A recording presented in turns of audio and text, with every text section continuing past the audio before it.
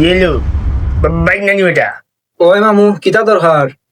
হ্যাঁ দরকার আছে করে তো এটা ফোন দিছিবি যদি দরকার না সারা ফোন দিব নি আচ্ছা মামু কিতা দরকার কৌসাই বুঝছো নি? ডিউটির গাড়ি আইব, আমি যাইতাম গিয়ে ডিউটি, তাড়াতাড়ি হইল।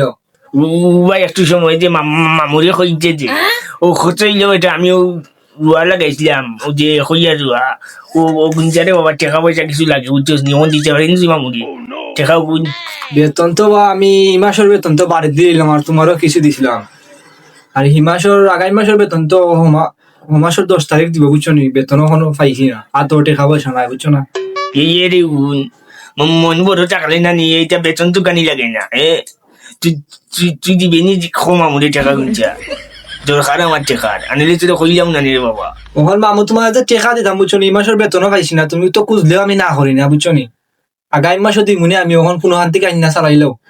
খুঁজলাম যে আমি ঋণ আইতাম না বুঝছস নি তুই আমাদের ঋণ আইও চাললে যে আমি আনি জমশেদের কাছে নে বুঝছস নি তুমি জমশেদের কাছে নে তো শুধু দিবে তার কাছে আনতাম টাকা শুধু তুই দিলে আমি দিতাম ওই ভরে বুঝছস নি যে যাবার না চাক তুই যখন কইছ মামুজি একটা আশ্বাস দিছ দিবে বুঝছস নি ওই আইন জমশেদ বেটার কাছ থেকে আইন আমি আগামী মাসও বেতন পাই এই দিলাই ইমনে বুঝছো নি। আর ফোন দিম না রাত্রে একবার। আইছে রে বাবা বুঝছস নি পালা চাক রাত্রে তুই ফোন দিস আমাদের মাতমুনি হবে না একলগে বুঝছস নি যাই হোক কষ্ট করতে দোয়া করি বড় ইচ্ছে আরো বড়